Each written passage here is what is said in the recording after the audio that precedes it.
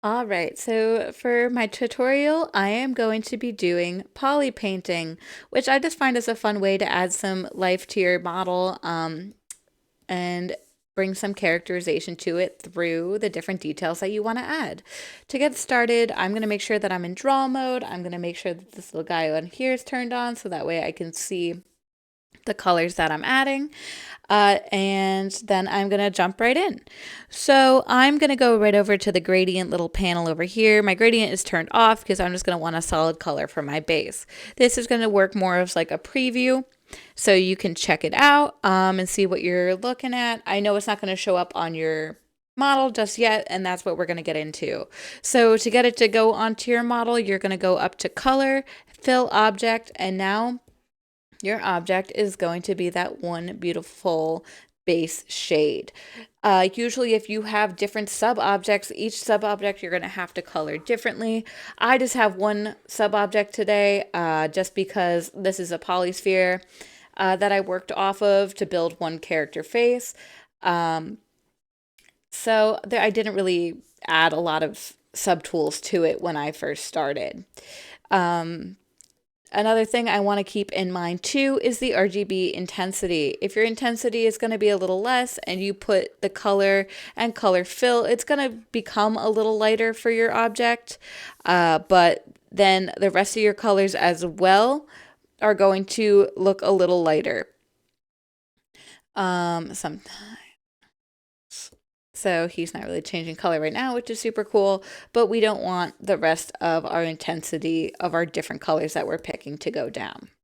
The next step we're going to get into is going to be that more spray painting or drawing on top of the character. To do this, I'm going to make sure that for right now, I'm just turning off my alpha and my mRGB and going into the RGB mode. Sometimes your Z add or your Z sub might be on. You want to make sure these are off just for the fact that when you paint with these, then it will add some dimension to your character depending on what brush you're in. And we really don't want to add anything to our little guys just yet, especially if we just want to do the coloring. Now, you can always switch up the way you are applying with your strokes. I know that I like the freehand one personally. Some people like the color spray, which gives it this nice dot texture. I forgot my Z ad was on, which is what you don't want to do to give it that bumpy texture. Unless you are looking for that bumpy texture, then totally go for it. It gives it just like a nice little bump and dimension to your little character, which is super fun if you're adding some more textures. Right now, I'm not really feeling the textures on my little guy, so I am not going to add those. I'm just going to go back to my freehand right over here.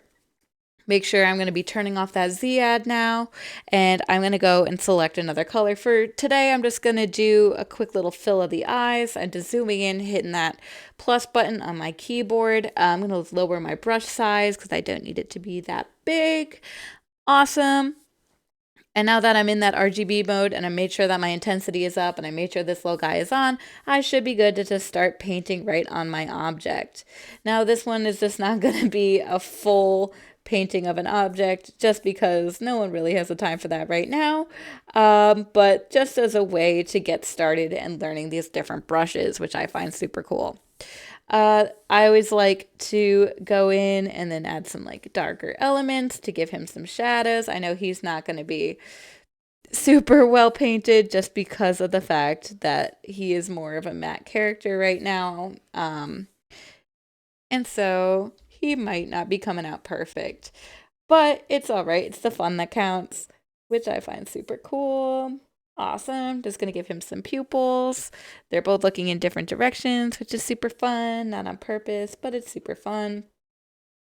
I prefer the freehand brush, honestly, just because it gives you that different intensity based on how much pressure you are applying to either your mouse or to, if you have a tablet, your pen. That way you can add as much intensity as you want or as little. Now this guy now has a white streak on his face, so I'm going to go and hit that Control Z to get rid of that. And that's just a very simple introduction to poly painting, but I find it super cool and it's a great way to add some dimension to your character.